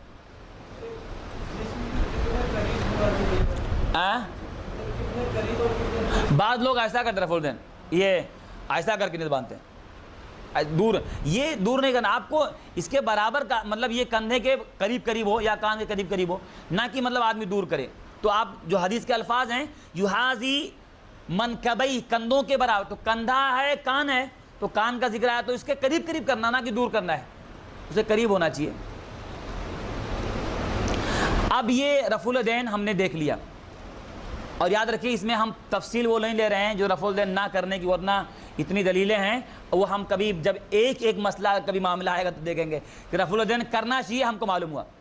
ہم نے صحیح بخاری کی حدیث دیکھی کہ اللہ کے نبی صلی اللہ علیہ وسلم نے 4 جگہ رفع الیدین کرتے تھے، صحابی نے بتایا، عبداللہ ابن عمر نے کر کے دکھایا اور کہا نبی ایسا کرتے تھے 4 جگہ۔ اب رفع الیدین کا ہم نے دیکھ لیا، اب اس کے بعد ہاتھ باندھنے کا مسئلہ ہے، ہاتھ کو باندھنا۔ اب ہاتھ باندھنے کے تعلق سے ہم کو 2 باتیں ملتی ہیں۔ ایک تو پکڑنے کے الفاظ ہیں، پکڑنا ایسا پکڑنا ہوتا ہے، اور ایک وضع رکھنے کے الفاظ ہیں. دونوں روایتیں ہم کو ملتی ہیں، ایک پکڑنا اور ایک رکھنا. آئیے ہم دونوں کو دیکھ لیتے ہیں، اور دونوں ثابت ہے، دونوں صحیح ہے. یا تو آدمی پکڑ بھی سکتا ہے ہاتھ کو ہاتھ سے، اور یا رکھ سکتا ہے. کیا پکڑنے کیا دلیل ہے؟ وائل ابن حجر صحابی ہیں، وائل ابن حجر کہتے ہیں رأیت النبی صلی اللہ علیہ وسلم، میں نے اللہ کے نبی صلی اللہ علیہ وسلم کو دیکھا، اذا کان قائما، جب آپ کھڑے ہوتے تھے، فی الصلاۃ، نماز میں، جب آپ نماز میں کھڑے ہوتے تھے، قبضہ پکڑنا، قبضہ قبضے میں لینا، آدمی بولتا قبضے میں لے لیا، قبضہ پکڑنا، قبضہ بیمینہ، تو اپنے دائیں ہاتھ سے پکڑتے تھے، علی شمالہ، بائیں ہاتھ پر. تو دائیں ہاتھ کو بائیں ہاتھ سے، دائیں پہ پکڑتے، دائیں ہاتھ سے پکڑتے تھے بائیں ہاتھ پر. تو پکڑنا، علماء نے کہا آدمی ایسا بھی باندھ سکتا، پکڑنا. تو یہ پکڑنے کی یہ حدیث کہاں کی ہے؟ یہ روایت مسند احمد، ابو داؤد اور نسائی کی ہے. تو معلوم ہوا کہ ہاتھ باندھنے میں پکڑنا بھی ثابت ہے. ایک آدمی ہاتھ باندھنے میں پکڑ لیا صرف، یعنی ایسا باندھ لیا، کر سکتا ہے. یہ ہم کو معلوم ہوا، اس حدیث سے پکڑنا معلوم ہوتا ہے. دوسری روایت جس پہ رکھنے کی بات ہے، وضع مطلب رکھنا، کیا ہے یہ؟ سہل ابن سعد کہتے ہیں کان الناس، لوگوں کو یؤمرون، حکم دیا جاتا تھا، لوگوں کو حکم دیا جاتا تھا. کون کہہ رہا ہے؟ صحابی کہہ رہے ہیں کہ لوگوں کو حکم دیا جاتا تھا. تو حکم کون دے گا؟ صحابی اگر ایسا کہیں کہ لوگوں کو حکم دیا جاتا تھا، تو اس صحابی کے دور میں حکم دینے والا کون ہوگا؟ اللہ کے نبی صلی اللہ علیہ وسلم. صحابی کہہ رہے ہیں کہ لوگوں کو حکم دیا جاتا تھا ان یضع الرجل الید الیمنی، کہ آدمی اپنے دائیں ہاتھ کو رکھے، علی ذراعیہ الیسری فی الصلاۃ، اپنے بائیں بازو پر نماز میں. دائیں ہاتھ کو رکھے، کہاں رکھے؟ بائیں بازو پر. بازو کس کو بولتے ہیں؟ بازو یہ کوہنی سے لے کے پورا حصہ کیا ہے بیچ کا؟ یہ بازو ہے، بازو ہے، اس کو بازو بولتے ہیں. تو الفاظ یہ کہاں کی روایت ہے؟ یہ بخاری کی روایت ہے، بخاری کی حدیث ہے کہ سہل ابن سعد نے کہا کہ لوگوں کو حکم دیا جاتا تھا دائیں ہاتھ کو بائیں، کس پہ؟ ہاتھ پہ، ہاتھ کے الفاظ نے بائیں بازو پر. یہ بازو ہے، یہ بازو، یہ رکھنا ہے، یہ رکھنا ہو گیا. ہاں، اور پہلی روایت ہم نے کہا دیکھا پکڑنا، دائیں ہاتھ سے بائیں ہاتھ کو پکڑنا، تو پکڑنا یہ ہو گیا، اور رکھنا یہ بخاری کا رکھنے کی بات ہے. یہ دو، ایک روایت اور ہے جس سے ہم کو تین الفاظ ملتے ہیں ایک ساتھ. یہ کف، ہتھیلی، یہ جو کلائی ہے، یہ حصہ کلائی، اور یہ جو ہے بازو، یہ تینوں ہم کو ایک ساتھ ملتا ہے کہ آپ نے ہاتھ کو تینوں اس پہ رکھا، جس کو ہم دیکھ لیتے ہیں، جس معلوم ہوتا ہے. یہ روایت کہاں کی ہے؟ روایت مسند احمد ابو داؤد کی ہے. کیا ہے کہ یہ صحابی وائل ابن حجر کہتے ہیں کہ لأنظرن رسول اللہ صلی اللہ علیہ وسلم کیف اصلی، کہتے ہیں کہ میں نے ایک بار سوچا کہ اللہ کے نبی صلی اللہ علیہ وسلم نماز کیسے پڑھتے ہیں میں دیکھوں گا، میں نبی کی نماز دیکھوں گا ہی دیکھوں گا. کہتے ہیں قال فنظرت الیہ، تو میں نے نبی کو دیکھا نماز پڑھتے ہوئے. قام، آپ کھڑے ہوئے. فکبر، آپ نے تکبیر کہا. ورفع یدیہ، اپنے ہاتھوں کو اٹھایا، کہاں تک؟ کانوں کے کانوں تک. ثم وضع یدہ الیمنی، پھر آپ نے دائیں ہاتھ کو رکھا، علی ظہر کفہ الیسری والرسغ والصاعد. تین الفاظ ہیں کہ آپ نے دائیں ہاتھ کو رکھا اپنے بائیں ہاتھ کے ہتھیلی، یہ ہتھیلی ہے، اور الفاظ ہیں والرسغ، یہ کلائی ہے، ہتھیلی، کلائی اور والصاعد، بازو، تینوں پر ایک ساتھ آپ نے کیا. تو یعنی ہتھیلی بھی آ گئی، کلائی بھی آ گیا، اور یہ بھی آ گیا. تو آپ نے اپنے ہاتھ کو رکھا، ہتھیلی، کلائی اور بازو، تو یعنی پورا آپ نے رکھا. تو اس سے معلوم ہوا کہ اگر ابھی کتنی اہم روایت ہے. اسی لیے شیخ البانی نے یہ بات کہی ہے کہ جو آدمی واقعی انصاف کے ساتھ اگر اس حدیث کو پڑھے گا، بخاری کی اس روایت کو اور یہ ابو داؤد کی روایت کو، اگر انصاف سے پڑھے گا اور انصاف سے پریکٹیکل عمل کرے گا، تو اس کے ہاتھ ناف کے نیچے نہیں جائیں گے. کہاں؟ ناف کے نیچے نہیں جائیں گے. کہاں؟ اوپر ہی آئیں گے. اب بتائیے ایک ہتھیلی ہے، کلائی ہے، بازو، اگر آدمی ایسا رکھے تینوں پر ایک ساتھ تو ہاتھ کہاں جائیں گے؟ ناف کے نیچے. تو جو لوگ ناف کے نیچے ہاتھ باندھنے کی دلیلیں یا بہت ساری اعتراض کرتے ہیں ان کو اس حدیث پہ غور کرنا چاہیے. بخاری کے اندر جو ہے، صحیح بخاری کے اندر سینے کے الفاظ نہیں ہیں، لیکن سینے کے الفاظ نہیں ہیں، لیکن اس روایت سے پورا اشارہ ادھر ہے کہ ہاتھ کہاں جائیں گے. سینے کے الفاظ دوسری روایتوں میں ہم دیکھیں گے بعد میں، لیکن یہ کہ یہاں پر صحیح بخاری کی حدیث سے معلوم ہوتا ہے کہ ہاتھ کہاں رکھنا ہے، یہ بازو پر. تو اس دو روایت سے ہم کو کیا بات معلوم ہوئی؟ ہاتھ رکھنے میں رکھنا بھی ثابت ہے اور پکڑنا. ایک آدمی پکڑ لیا ایسا تو جائز ہے نا، اور رکھ لیا تو، اب یہ بازو ہے پورا، یہ بازو پہ رکھ لیا، یہ پکڑنا نہیں آتا ایسا، یہ اوپر، یہ بعض لوگ ایسا پکڑتے ہیں، یہ پکڑنے کے، یہ بازو یہاں تک، یہاں کوہنی سے اندر بازو ہے، تو ایسا رکھنا آپ کو، پکڑنا نہیں ہے. تو آدمی ہتھیلی کے اوپر یہ پکڑ ایسا کر سکتا ہے، ہاں پکڑ لیا ایسا، اور ایسا رکھ بھی سکتا ہے. سمجھ میں آ رہا ہے؟ بیچ میں رکھ لیا. بہرحال پکڑنا اور رکھنا دونوں ثابت ہے. بعض لوگ حنفی حضرات کے ہاں ایسا ہے کہ دیکھو دو روایتیں ہیں، پکڑنا بھی ہے اور رکھنا بھی ہے، تو دونوں روایتوں کا ایسا کیسا کرتے ہو؟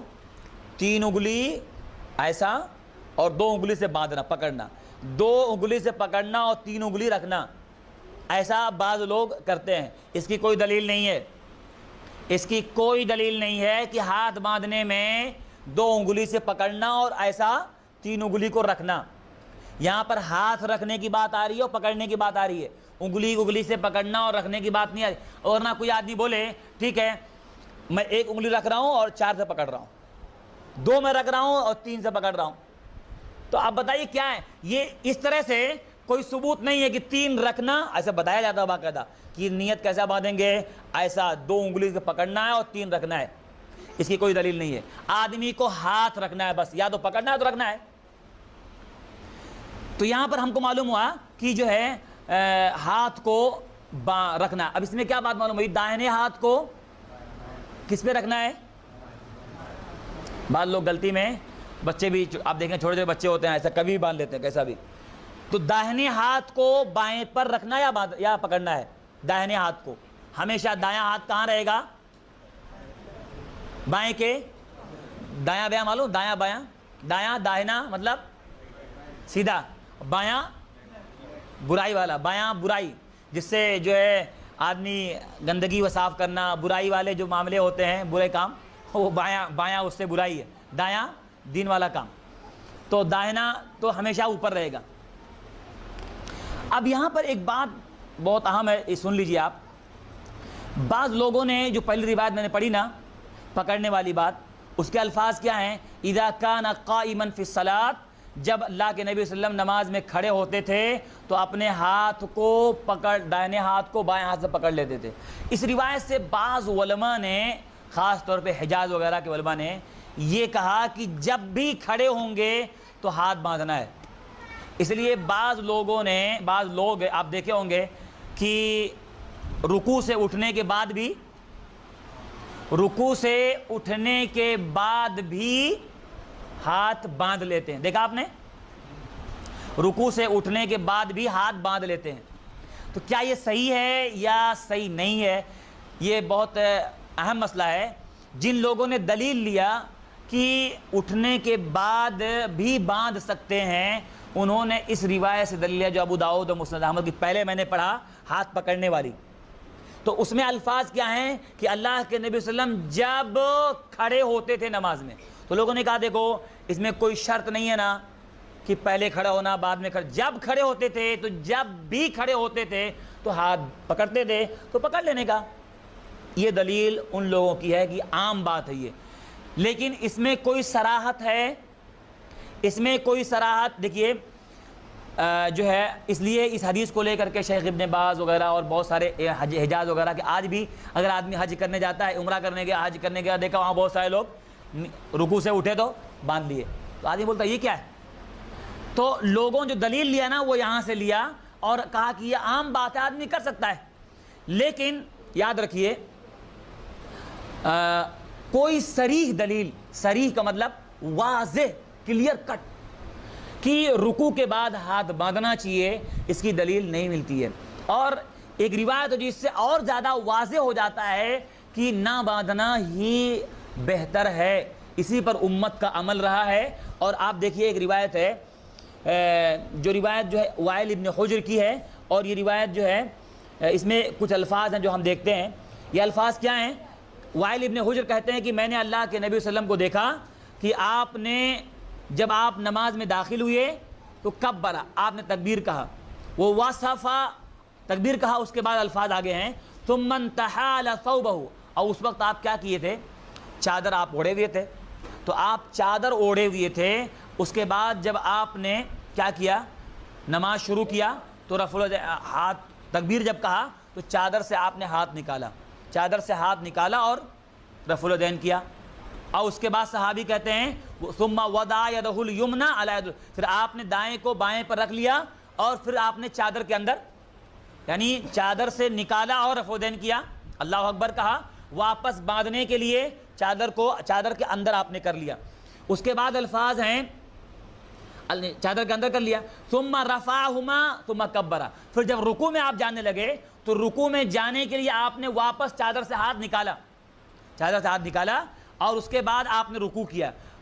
فلما قال، جب آپ کھڑے ہوئے رکوع سے، قال سمع اللہ لمن حمدہ، رکوع سے کھڑے ہوئے سمع اللہ لمن حمدہ کہا، فلا سجد بین کفیہ، تو اب اس کے بعد آپ الفاظ ہیں کہ رکوع سے کھڑے ہوئے، اس کے بعد الفاظ مل رہے ہیں کہ آپ نے پھر سجدہ کیا۔ اب علماء نے اس میں دلیل یہ لیا کہ وہ صحابی اتنا کلیئر بتا رہے ہیں کہ آپ چادر اوڑھے ہوئے تھے اور آپ نے چادر سے ہاتھ نکال کے نماز شروع کیا، پھر چادر کے اندر ہاتھ کر لیا، واپس رکوع جانے کے لیے ہاتھ نکالا اور رکوع کیا، اس کے بعد جب کھڑے ہوئے تو اگر واپس چادر کے اندر ہاتھ لے گئے ہوتے تو صحابی اس کو ضرور ذکر کرتے، ذکر نہیں کر رہے ہیں، اتنا کلیئر ذکر کر رہے ہیں کہ ہاتھ اندر لے جا رہے ہیں، باہر نکال رہے ہیں، رکوع میں جاتے وقت ہاتھ نکال کے رکوع کر رہے ہیں، کھڑے ہو رہے ہیں، آپ نے کھڑے ہو کر کے سمع اللہ لمن حمدہ کہا، واپس ذکر نہیں صحابی کر رہے ہیں کہ آپ نے واپس چادر میں ڈال لیا، واپس کیا الفاظ آ رہے ہیں کہ آپ نے سجدہ کیا۔ تو اس سے معلوم ہوتا، علماء نے کہا اس میں صراحت ملتی ہے کہ اگر وہ ہوتا تو ضرور کرتے۔ اس سے ایک بات معلوم ہوتی ہے کہ رکوع کے بعد واپس ہاتھ باندھنا یہ جو ہے کوئی واضح دلیل نہیں ہے، اس لیے ہمیں اس میں بہت زیادہ لوگوں سے جو ہے وہ نہیں کرنا چاہیے لڑائی جھگڑا۔ اگر کوئی آدمی کرتا ہے تو علماء نے کہا کہ وسعت کا مطلب گنجائش، کہ جو لوگوں نے دلیل لے کر کے کیا ہے، کوئی آدمی کسی عالم کی دلیل اگر صحیح، دلیل صحیح اگر اور اس سے عموم کا لے کر کے کر رہا ہے تو ہم اس کو بحث نہ کریں، چھوڑ دیں، لیکن زیادہ صحیح بات کیا ہے؟ نہ کرنا۔ رفع الیدین کے بعد واپس نیت باندھنا زیادہ صحیح اور راجح بات یہی ہے، نہ کرنا۔ سمجھ میں آ رہا ہے؟ شیخ البانی نے باقاعدہ بدعت کہہ دیا، شیخ البانی نے کہا بدعت ہے۔ تو بہرحال تو یہ جو ہے اس میں ہم نے دیکھا ایک مسئلہ کہ رکوع کے بعد نیت نہیں باندھنا چاہیے، واپس جو ہے ہاتھوں کو نہیں باندھنا چاہیے، صحیح بات یہی ہے۔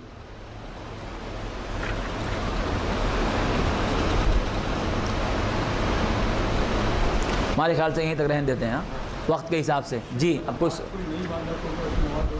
اب وہ مسئلہ ہے، اگر صرف ہم لوگ ہاتھ باندھنے پہ لیں گے تو کوئی نہیں باندھتا ہے، کوئی باندھتا ہے، یہ مسئلہ، لیکن باندھنا ہم کو معلوم ہوا، ہاتھ باندھنا معلوم ہوا۔ ہم لوگ یہاں کیا دیکھ رہے ہیں کہ کرنے کی دلیل، تو باندھنا ہی سنت ہے، باندھنا ثابت ہے۔ جو لوگ نہیں باندھتے ہیں ان کی کیا کیا دلیلیں ہیں، صحیح نہیں ہو، وہ صحیح نہیں ہے، کیوں نہیں صحیح ہے وہ تفصیل ہوگی۔ پھر بعض لوگ جو ہے ہاتھ چھوڑ دیتے ہیں۔ قیامت کا جو مسئلہ ہے کھڑے رہنے کا، کب ہم کو کھڑے رہنا چاہیے؟ قیام کرنا شروع مقتدی بیٹھے رہتے ہیں، بات مسجدوں میں ہوتا ہے کہ سر قیامت شروع ہوتی ہے، دیکھیے کھڑے ہوتا ہے، لیکن اس کی کوئی حدیث ملتی نہیں ہے کب ہم کو قیام کے کھڑے رہنا ہے نماز کے لیے۔ بعض لوگ جو ایسا کرتے ہیں مسجدوں میں کہ سارے لوگ بیٹھے رہتے ہیں، مؤذن کھڑا ہوتا ہے اور وہ تکبیر کہتا ہے، اقامت کہتا ہے، اور جب وہ حی علی الصلاۃ یا حی علی الصلاۃ کہتا ہے تو لوگ کھڑے ہوتے ہیں۔ اس کی کوئی دلیل نہیں ہے۔ حضرت بلال رضی اللہ تعالیٰ عنہ جو ہے انتظار کرتے رہتے تھے اللہ کے نبی صلی اللہ علیہ وسلم کا، جیسے ہی اللہ کے نبی صلی اللہ علیہ وسلم کو دیکھتے تھے آپ اپنے حجرے سے نکلتے تھے، فوراً تکبیر شروع کر دیتے تھے۔ آج یہاں کیا ہو رہا ہے؟ امام آ کے پہلے مصلی پہ بیٹھ جاتا ہے، مصلی پہ آگے بیٹھ جائے گا امام، اس کے بعد صرف مؤذن کھڑا ہوگا، پھر وہ تکبیر کہے گا، پھر سب لوگ امام کے ساتھ اٹھیں گے۔ یہاں تو اللہ کے نبی کے زمانے میں کیا تھا، حضرت بلال انتظار کر رہے ہیں، کھڑے ہو کے انتظار، پہلے کھڑے ہو کے انتظار کر، اللہ کے نبی دیکھا مسجد اپنے گھر سے نکل رہے ہیں، فوراً تکبیر شروع ہو جاتی تھی۔ اس سے معلوم ہوتا ہے کہ اقامت آدمی جو ہے امام کو دیکھ کر کے شروع کر سکتا ہے۔ امام مسجد میں آیا اور تکبیر شروع ہو گئی، یا وقت جو آج تو ٹائم ہوتا ہے، اس زمانے میں تو امام کو دیکھ کر کے یا جو ہے لوگ جمع ہو گئے تو اقامت شروع ہوتی تھی۔ تو اس کا کوئی یہ نہیں ہے کہ ایسا بیٹھے رہو اور اس کے بعد جب امام یا جو ہے مؤذن حی علی الصلاۃ کا تو کھڑا ہونا چاہیے، کوئی دلیل نہیں ہے، آدمی کھڑا ہو سکتا ہے۔ اب اس کے معلوم ہونا کہ حضرت جو ہے بلال رضی اللہ عنہ پہلے کھڑے رہتے تھے، تو وہی مقتدی ہے کہ نہیں ہے؟ مقتدی میں سے یہ ہے نا، تو امام بھی بیٹھا رہتا ہے، امام بھی بیٹھا رہتا ہے۔ تو انشاءاللہ ہم دیکھیں گے اگر صف کی بات آئے گی اس میں صف لگانے کی، تو بہرحال یہ کہ جو ہے ایسا مسئلہ ہے۔ اور کوئی دلیل اور کوئی مسئلہ؟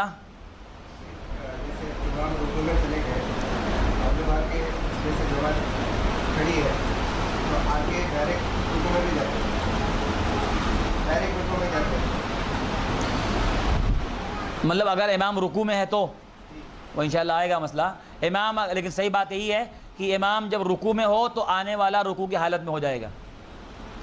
حدیث کے الفاظ ہیں، ہاں تکبیر کہہ کے رکوع میں جائے گا، نیت نہیں باندھنا ہے اس کو، کیونکہ اللہ کے نبی کی حدیث ہے اذا اتی احدکم المسجد والامام علی حال فلیصنع کما یصنع الامام، جب تم میں سے کوئی آدمی مسجد میں آئے اور امام جس بھی حال میں ہو تم اس حال میں ہو جاؤ۔ اگر امام رکوع میں ہے تو آؤ اللہ اکبر کہہ کے رکوع میں چلے جاؤ۔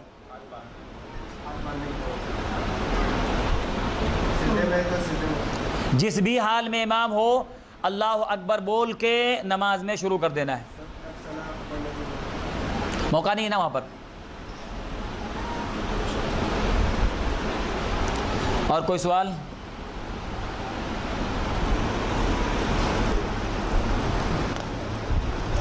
تو آج ہم لوگوں نے ہاتھ باندھنے کا دیکھا، انشاءاللہ اب ہاتھ کہاں باندھنا بھی ہے، باندھنا دیکھا ہے، ہاتھ باندھنا